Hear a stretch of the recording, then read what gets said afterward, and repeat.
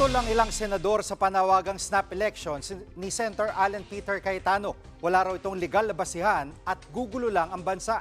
Live mula sa TV5 Media Center, nangunguna sa balita si News 5 Senate Correspondent Mean Los Baños. Mean, kung hindi snap elections, ano raw ang solusyon nakikita nila para manumbalik ang tiwala ng taong bayan sa gobyerno?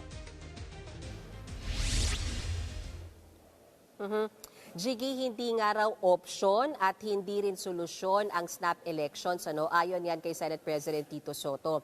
Para sa kanya, marami pang ibang paraan para maibalik yung tiwala ng publiko sa pamahalaan. Kabilang na nga raw dyan yung pagiging transparent o ginagawang transparent na budget processing ng Senado at Kamara. Tugon yan ni Senate President Soto doon sa panawagan ni Senate Minority Leader Alan Cayetano na dapat magbitiw na raw sa pwesto ang matataas na opisyal ng gobyerno mula Presidente, Vice Presidente, miyembro ng Senado at Kamara at saka bigyang daan itong snap elections. Ayon nga sa kanya, imbis daw na people power ang gawin, baka kailangan na lang daw magsakripisyo ng mga lider ng bansa at para magkaroon din daw ng clean slate para sa revival at renewal ng ating bansa. Pero ito yung sagot ni Senate President Tito Soto dyan.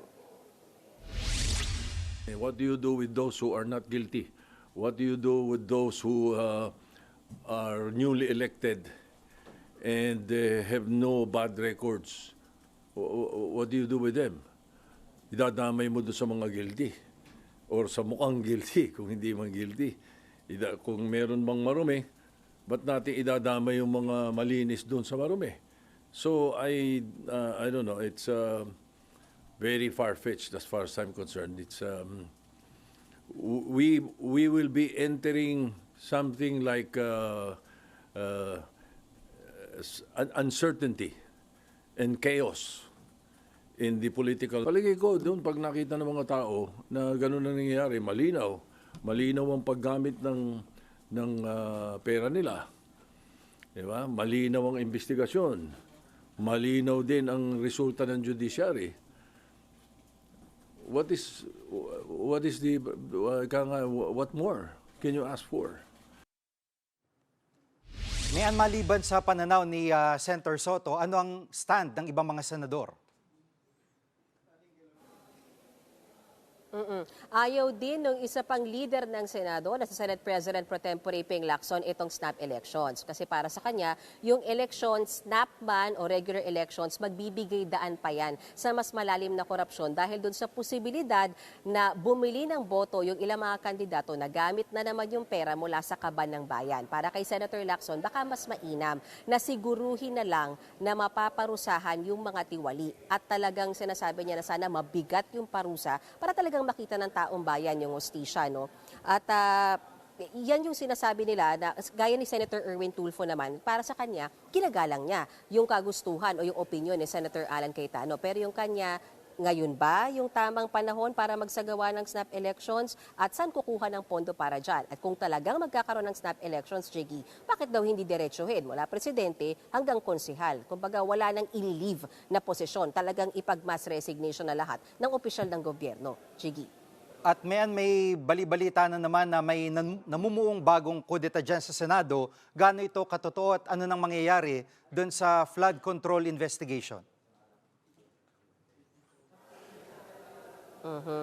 Tinanong din natin yan kay Senate President Tito Soto kanina at ang sagot niya sa atin, very stable ang Senado sa gitna nga ng mga ugong-ugong na naman ng panibagong coup o sinasabing pagpapalit ng liderato. Nauna kasing sinabi sa isang interview, I think, ni Senator J.V. Ejercito na may ilan sa kanila ang gustong kumalas sa mayorya. Pero nang tinanong ko sila kanina, dininay na ni Senator J.V. Sabi hindi nila gustong kumalas mula sa mayorya. At tahasan ding sinabi ni Senate President Soto na sa pag-resume ng sesyon sa darating na Biyernes, October 10, walang mangyayaring palitan ng liderato. Narito ang bahagi ng pahayag ni Senate President Soto.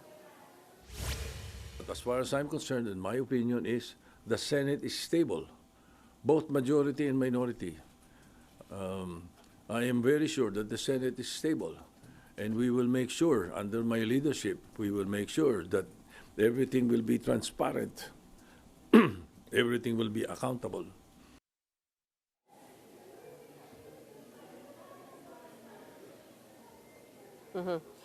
Maging si Senator Joel Villanueva na bahagi naman ng minority bloc, natanong din kung meron pang nangyayaring gapangan para sa isang kudeta. At sabi niya, walang ganong pinag-uusapan ang minorya sa ngayon. Narito ang bahagi ng pahayag ni Senator Joel Villanueva.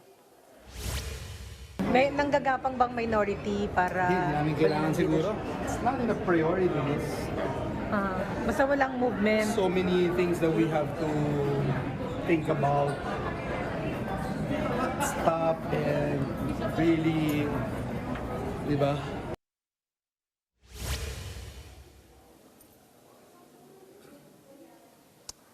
At yan na muna ang latest kaugnay sa mga issue sa Senado. Balik sa iyo, Jiggy. Yan ang ulat ni Menelos Baños live mula sa TV5 Media Center. Mga kapatid, Jig Manikad po, pagdating sa mahalagang balita sa loob at labas ng bansa, dapat una sa lahat, mag-follow at mag-subscribe na sa social media pages ng News 5.